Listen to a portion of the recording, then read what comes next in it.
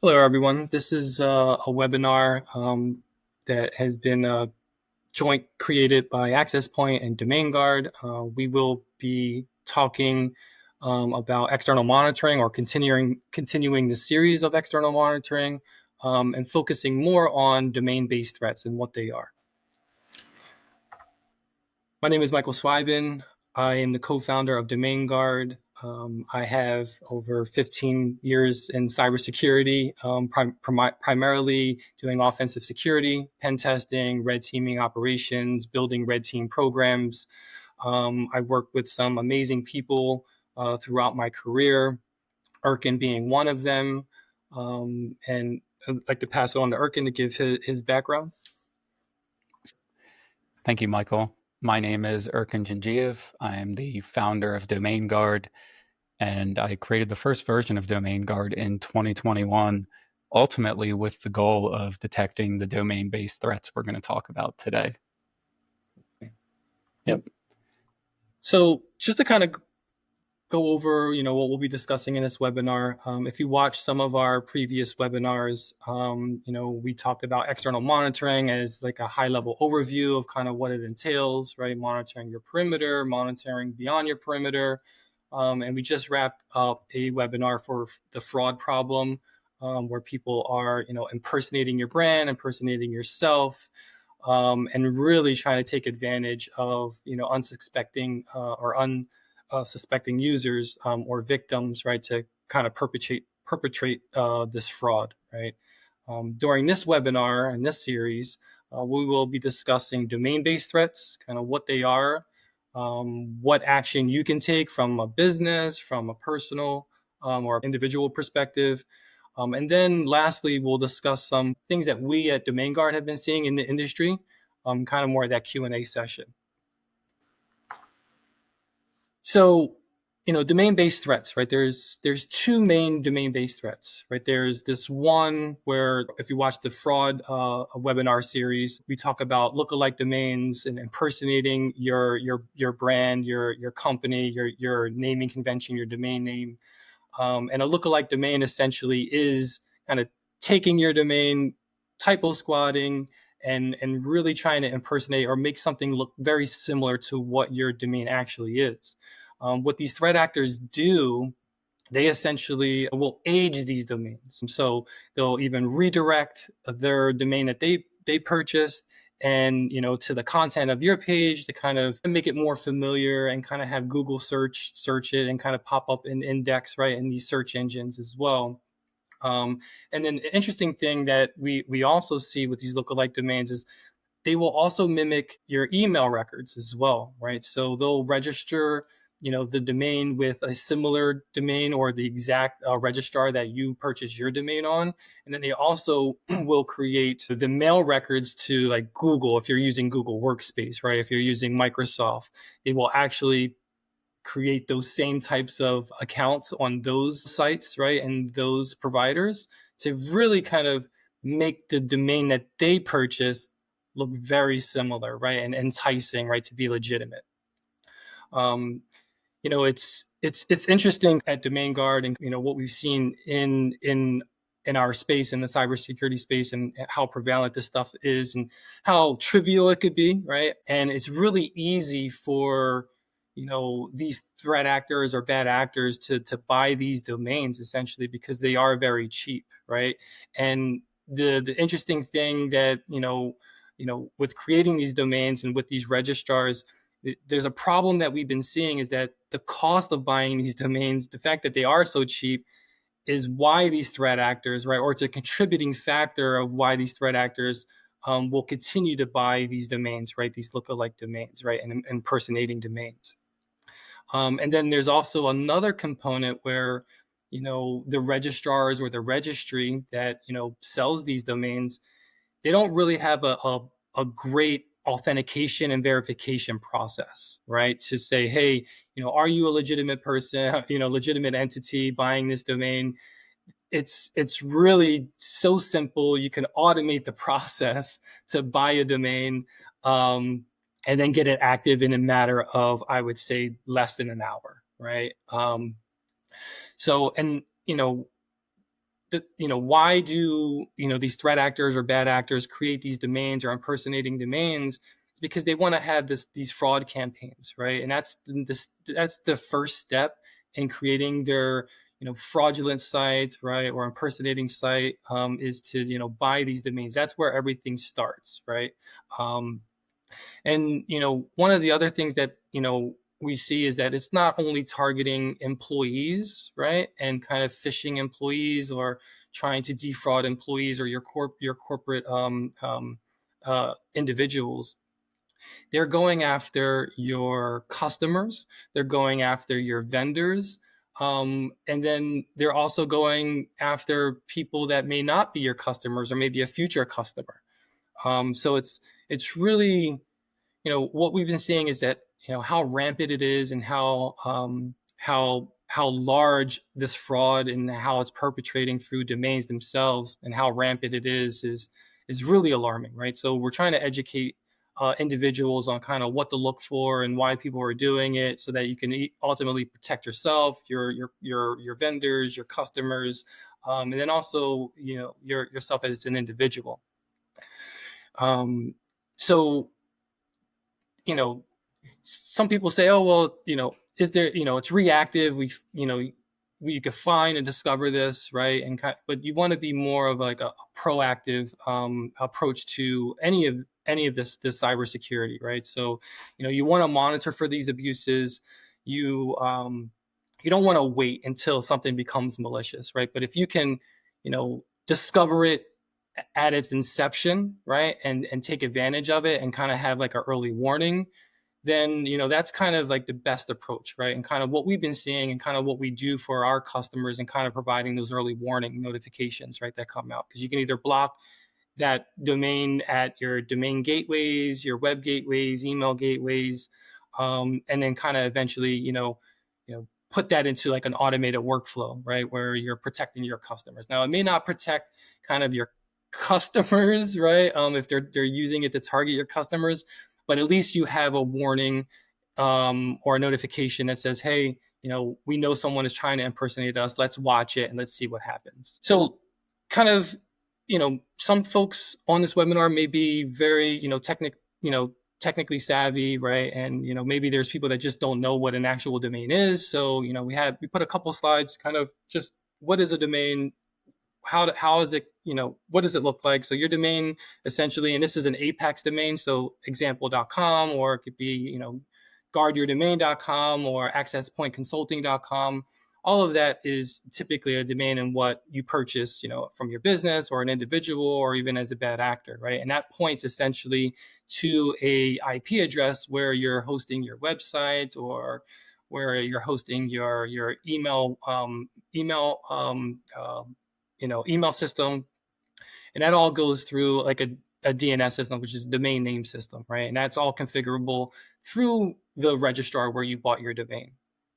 And what attackers typically do, right, is try to impersonate that domain that you bought, right? And they'll do something like they'll do something called typo squatting, where they'll, in this example, it's example with two A's, right? But they may, take out the M and put two N's, right, in place of that M, right, to kind of make it, more, I guess, to kind of trick or entice the individual to, either go to that site. And, they're doing the same exact thing as you would from a corporate or individual side. These threat actors are mimicking exactly what they would be trying to do to kind of perpetrate some kind of fraud, right? There could be other components here, which we don't have here, where, you can have like a subdomain where it's, maybe it's a login page, right? And it's login-example.com, where it looks exactly like your domain, right? But it's really a fully qualified domain name where it's, the login-example is kind of what they're purchasing, right? Or maybe an app-example.com. Over the course of, I don't know what the 4 years that we've been doing this for customers, we see a lot of this impersonation that is happening, right? For, our customers, but also, entities that are not our customers, right? So we typically find, these lookalike domains And this one in particular is for Zoom. And if you can, see in the URL, it's zoom-download.ink, which is, again, a domain that is impersonating Zoom. They're impersonating Zoom's brand, the logos, right? So this typically looks like a fraudulent site, right? But what happens is, and we kind of explain this in the fraud problem webinar, where they are, these threat actors are, doing search engine optimization and doing Google ads.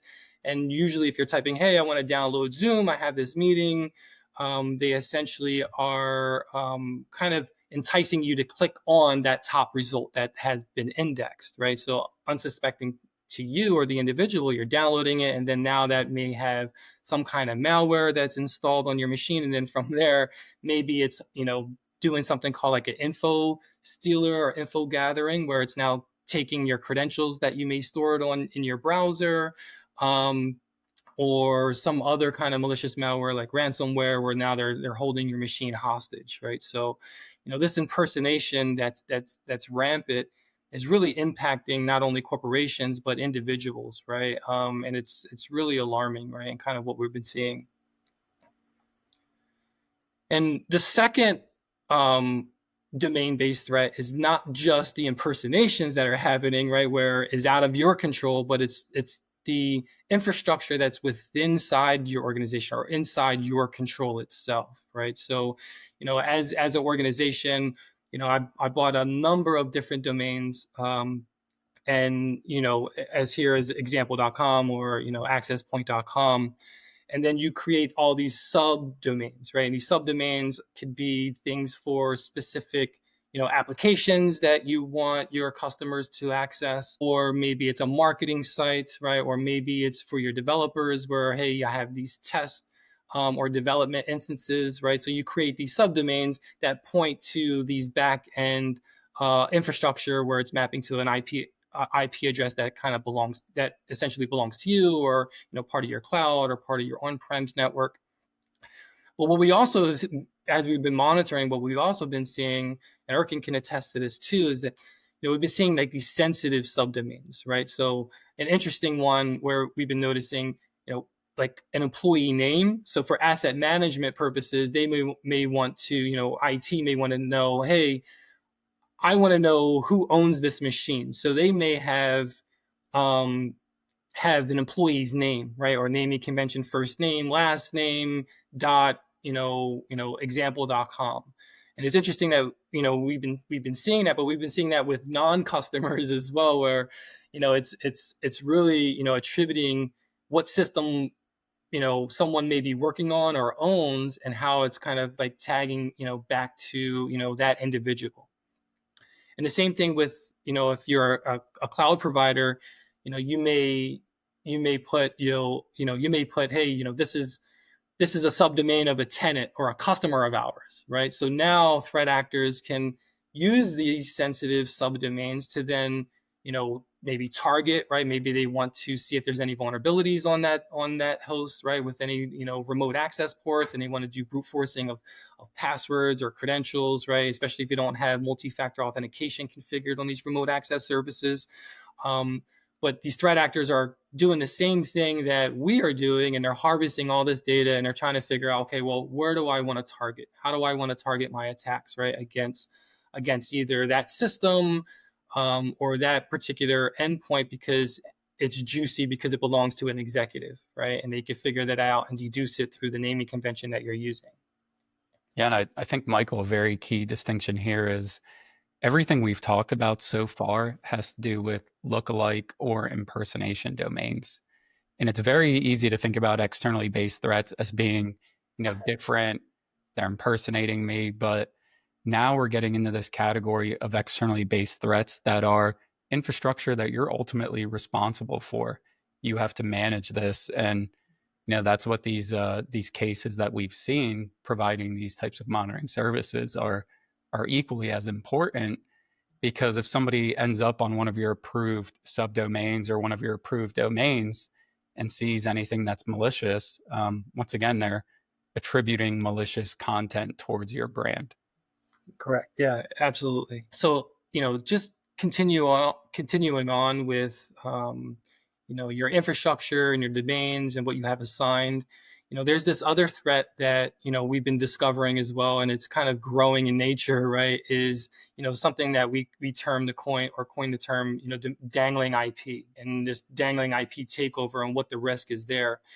Now it kind of can be similar to like a subdomain takeover, right? Subdomain takeover, was when, created some kind of third party service, right? Like, Vimeo or Vimeo, right? Where, have a video and, if, you're done with it essentially, then someone, can, take over that DNS record. A lot of what we've been seeing with the subdomain takeovers has been less and less, right? So a lot of third party services like some of the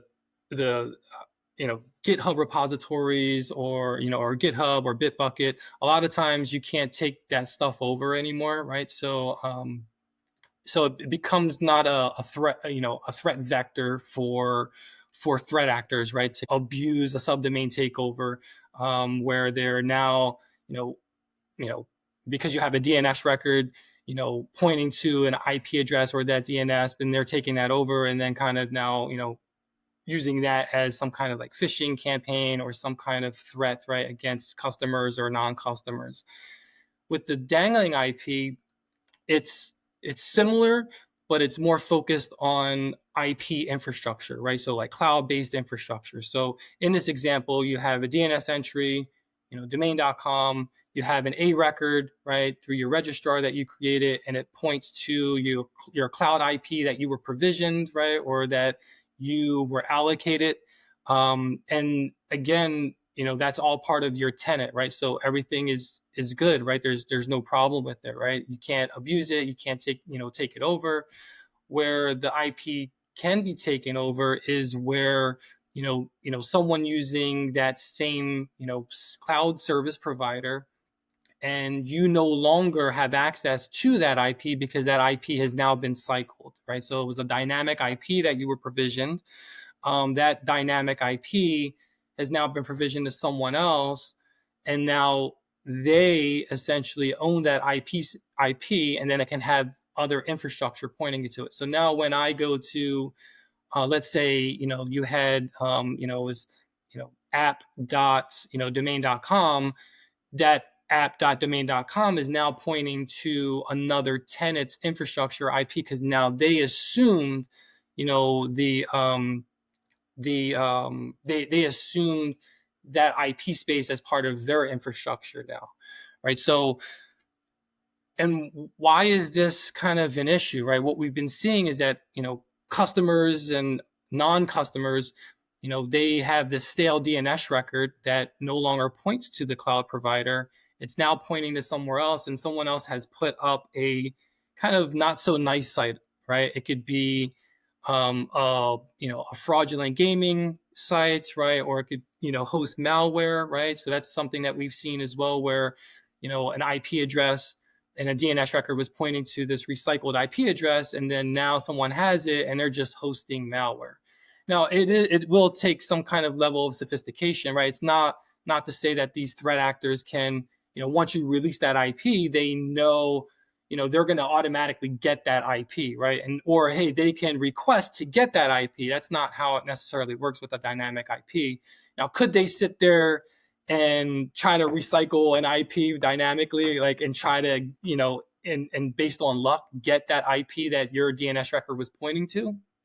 They could, but I think it's more probable that someone's got that IP and then they're starting to do reverse lookups. So a bad actor got a dynamic IP, they're doing reverse lookups through like passive DNS, where they're trying to figure out, okay, well, what was hosted on this IP, right, at some point, and see if there's any stale DNS records for legitimate businesses that they can now take over, right? I see that being more probable in this type of scenario. And we've seen it happen, right, with kind of what we do, and kind of how we're monitoring for dangling IPs for customers. This Venn diagram is more of like, this danger zone, right? So, just to kind of reiterate, you have these IP addresses from a cloud provider or even on-prem, right? You were provisioned, this IP space. It's more so the risk is more on cloud providers than on-prem, in our opinion, right? Where, you had an IP space, someone else got that IP space from an ISP. We don't see that as being as risky with the dangling IP. We see it more from the cloud provider perspective, just because the abundance of cloud usage and kind of what we're seeing with stale DNS records, with different customers. But essentially, from right to left of this Venn diagram, your IP space, that's safe, right? Everything there is good. There's nothing to worry about, right? Nothing to really monitor, in our opinion. Now, when you start linking those DNS records and pointing them to those provisioned IPs, right, or those allocated IP space, then it's kind of like that gray area, right, where it can be a risk because, well, let's say you have developer instances, or you have a site that you no longer need, right? It's been decommissioned. That kind of bleeds now over into the danger zone, because if you did not remove that DNS record from your registrar or wherever you monitor your DNS records, they essentially, now can be susceptible to this takeover scenario that we were explaining in the previous slide. And here's a real world example, right? We didn't, put the actual customer name in here, but, when you're monitoring for dangling IPs or changes in the site content, you can quickly see that, hey, if I had a hash of the website and what the content was, you could quickly put an alert in place and say, hey, the content on this page changed. And you can kind of look at and essentially go to this site, research it. Maybe you're not even like, I wouldn't advise, if you get a screenshot and it looks suspicious, not to navigate directly, because it could have drive-by downloads where malicious software can automatically, get installed on your machine, depending on what you have on your system, right? And how this malware propagates on your system. But you may want to look at it through an out-of-band system to say, hey, this actually isn't ours, right? Why is it, what happened? And then that would essentially alert the IT team or security team to investigate the DNS records, and then kind of remove your DNS records from that stale IP address that you no longer own, right, or operate. And again, this could be a number of different examples here, but this is typically what we see, is that the content on the page changes, right, or something alerts us or our customers, and then you have to investigate and hopefully take it down quickly. But if you don't have any kind of real-time monitoring in place, this essentially can be abused and weaponized, right? To either, impersonate your brand, right? Because now a threat actor knows, hey, you had a stale DNS record, and I can pretty much, put any kind of content here, and then start sending phishing emails to employees, right? Because that could be allow listed through your firewalls, that actual domain. Or now they're targeting your vendors, they're targeting your customers, right? And now it looks legitimate because it's on a domain, Apex domain that you own, but the subdomain now is pointing to the attacker's infrastructure or bad actor's infrastructure. Yeah, no, Michael, I just want to add 2 real quick points there. Yeah, sure. So the one alarming point is we've been seeing this for a couple years now, but this is as recent of May of 2025. And I think that's the value these webinars provide, is you can see this is happening now. These are real threats. And this specific scenario, we did change the domain name because obviously we don't want to tie it back to the real entity that was, had this threat come up. But this secure subdomain is one where we've seen a dangling IP for the organization's secure subdomain. Yeah. So all of the malicious things that Michael just mentioned that the attacker could do, they could do all of that using the secure subdomain of that entity. And that's, that was a very scary scenario we identified. Yeah. Yeah. Good point, Erkin. Yeah. Thanks for more context there. So, what, as an organization or an individual, what can you do, right? And what actions can you take? So organizations can essentially begin with some type of domain monitoring, whether you're doing it internally, right? And looking at your external perimeter network, right? And your external DNS records, and you built something yourself where you can monitor, or you can, acquire a third-party solution, right? Where it's either fully managed or maybe it's a SaaS solution, where you can then put that into your continuous monitoring program, right? So that you can kind of get alerted to some of these changes, right? Or stale information on your network. But essentially, what you should always do is you have to always start with creating your baseline, right? You have to start with asset inventory, kind of what you know, and that may come from um, your existing vulnerability management program or some existing asset management inventory that you have. And you would tie into your cloud provider by getting the dynamic IPs. You can create like a cloud connector that pulls out all your cloud assets, right, based on IP, and that could be on a continuous basis as well, right? And you can essentially start taking screenshots or scanning all that stuff in real time, because the dynamic nature, and then things that don't belong to you, right, or things that you thought you had in your control, you can quickly deduce kind of, hey, I have a problem here and I need to take action on it, right? So we feel that continuous monitoring, whether it's in-house or outsourced, is something that's paramount for protecting your threats, but also, or not, sorry, not protecting your threats, by protecting against your assets and identifying threats, right? So whether that's lookalike domains, right, where you have a program that's looking for typo squatting domains, but also looking at your existing infrastructure and seeing what changes are happening and being alerted to it.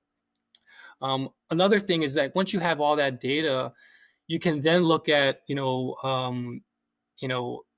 anomalies as far as the registrar, right? So one thing that we've seen with customers and other entities is that the marketing team may buy domains for marketing campaigns, and they actually registered with a registrar that you never purchased with your primary domain for your organization, right? So a lot of times there's that discontinuous registrar where there's so many registrars, or another person, right, from a dev team or some other business unit bought another domain that they needed, but there was no centralized process, there was no organization, right? So we feel that communication is the key to success with, hey, having the continuity with registrars, so that you can quickly deduce whether or not a fraudulent domain was spun up, right? Because some threat actors use a different registrar than you did.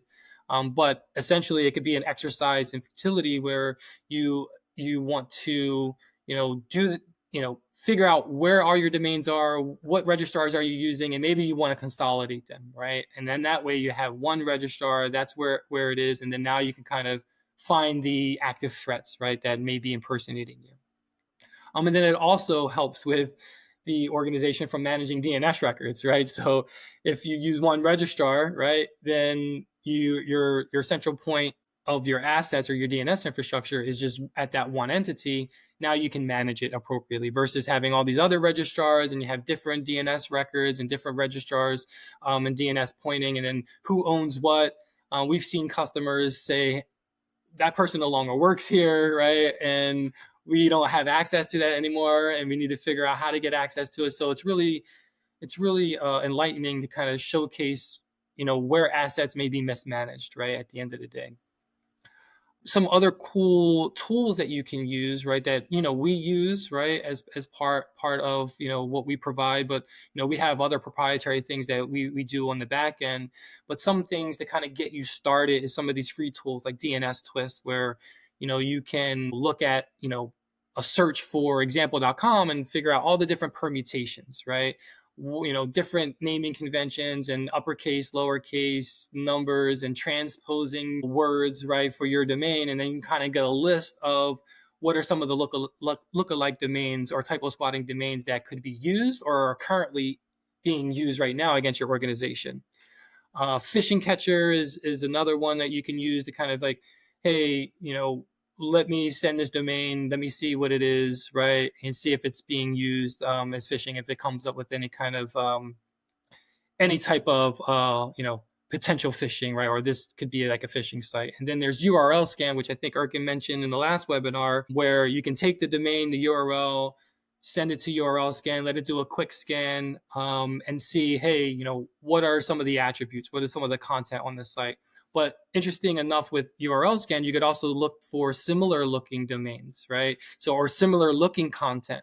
So you can then, there's like a button essentially where you can look for similar and look for the content, and then now you can get a full listing of what people also added to URL scan from the community, and see if there's any other impersonating sites, right? Or malicious sites against your brand. So I mentioned continuous monitoring. So it all starts, right, with initial discovery of the assets, right? But I put this little flow chart together to kind of visualize what I was explaining. But then you're discovering all your assets, right, with team input from various teams, marketing, or dev teams, or whoever else, right? And you're kind of, hey, we want to monitor this on a continuous basis. Let's figure out what we have and then what we don't have, and then you start attuning it, right? So you have all your approved domains.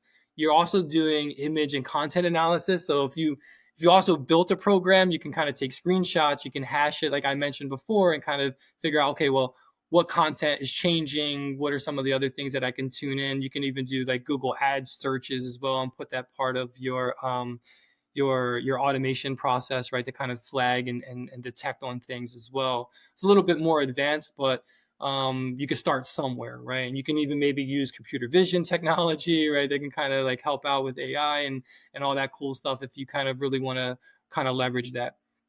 And then you want to be in that monitoring mode, whether it's domain monitoring, your brand itself, right? Whether it's app stores or social media. Dark web is also a component as well that I think people don't do as much, right? Maybe like the smaller entities or smaller institutions. Larger institutions may be able to afford the dark web monitoring, but it is something that we feel you should also be doing as well, because a lot of times threat actors may be talking on the dark web, and we'll get into that into like another webinar and get more extensive into that and kind of what happens there. But it is something that you don't want to overlook as well.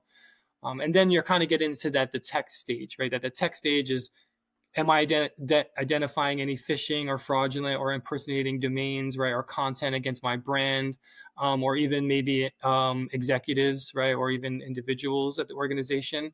And then you can initiate takedowns. I think a lot of times people don't know what to do after I find something. You can go to the registrar, you can go to the registry. They have abuse reporting mechanisms that they're required to have based on ICANN. And essentially you can collect all the evidence and send that information, saying, hey, I'm being impersonated, or my company's being impersonated, and they will take action on it, right? Not every registrar is alike. Some work faster, some are slower on doing the investigation, on what you're reporting. But a good portion of them will take action on it and take that fraudulent impersonating domain down. And then, essentially just, from an executive perspective, you kind of, or an IT, you kind of want to be aware of kind of what the takedown status is, right? So, I go through an example where, our red team found, an impersonating site. We reported it to the SOC. The SOC reported it to that registrar, and then there was no workflow process, right? It was kind of like ad hoc, right? There wasn't a defined way of keeping track of it. And then 2 months later, that same site was used, right, in a targeted spear phishing attack. So you kind of want to have a defined workflow process, understand where the takedown status is. Just don't send it to the registrar and forget it. You should follow up as well, right? And I think, having a provider or having an internal team person dedicated to following up on what the action is and being persistent, that's the key to success, essentially, right? And getting this stuff removed.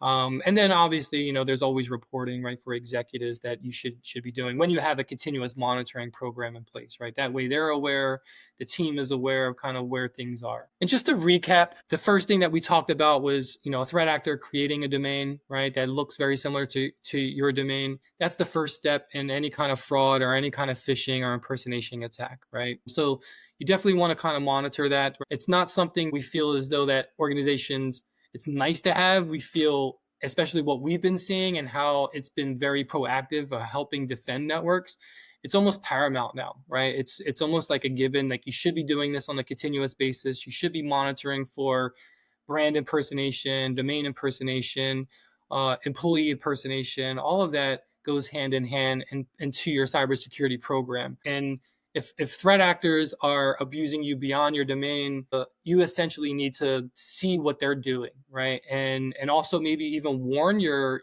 employees, but also warn your customers, right? So we've seen some retail banks of ours, they've actually put warnings saying, hey, on their website saying, we know we're being impersonated, as a forewarning, right? That way, if someone wanted to see if that was a legitimate domain that was targeted in a phishing campaign, at least you have a warning banner saying, hey, we know we're being impersonated, we will never collect this information. We've seen customers of ours kind of have that warning on their main website. And then we also talked about starting with the basics, right? Asset management, and then feeding that into like a continuous program. But, start off small, right, is what we recommend. Do some of these manual tools, see what's out there, see if there's a need for this, right? Like if there really is a need. We feel there is a need. But again, it's up to your business and your organization to figure out, hey, this is something we really need to get a hold of. We need to wrap our hands around this. We need to give early warnings. We need to be aware of what the threats are beyond our domain. And so I kind of want to talk about some of the things that, we've been seeing. It's not immune to any industry, right? We've seen it with banking, retail, high tech, right? We've seen it with other e-commerce sites as well. It's rampant, right? And we also been seeing a lot of uptick in invoice and wire fraud. So whether impersonating your brand, something that I kind of didn't cover, but Erkin covered in the last series, was something called geofencing.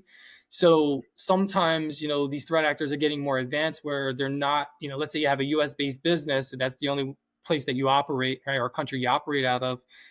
Essentially what they're doing is they're spinning up these domains and these sites outside of what you can see from the region of the United States, right? So you may have to, spin up, systems in other regions of the world to see the content of what's being impersonating, if it's impersonating you. And that's something that's called geofencing, right? So, so there could be some blind spots that you have, but essentially with all industries, the invoicing and the wire fraud, if you don't have an early warning and kind of someone impersonating you and you're detecting this, your customers or your vendors, they are essentially, being targeted, right, for ACH payments, right, saying, hey, there's an outstanding invoice that you didn't pay yet, right, and they're basically trying to entice that other person or that other individual from that other entity to doing something as far as like going full throttle with an ACH payment. And we've been seeing a lot of that happening lately with the impersonations. Yeah, and if you think about if an attacker can register a domain for less than $12 and one of these fake invoices could be thousands of dollars, well, they have a lot of incentive. They only need to get one right to fund all of their future fraudulent campaigns. Exactly. Banking, we've been seeing a lot of phishing banking kits lately where they're cloning legitimate brands or even smaller legitimate brands, as we discussed in the fraud series. Essentially, customers may not know, right, or banking institutions may not know that their site is being cloned, and then they're changing the logos, but what they're doing is they're keeping the certain routing numbers the same, right? So to kind of appear legitimate, they'll have that. So banking institutions will have like their routing number or NMLS number, and essentially these fraudsters are mimicking those routing numbers and NMLS numbers, and also they're impersonating the employees on the site too, right? So they completely cloned your website, changed the branding information, but that's still an impersonation, right? Because they're using your routing number, they're using other numbers that are attributed to you just to make the site look more legitimate, right, in their fraud campaigns.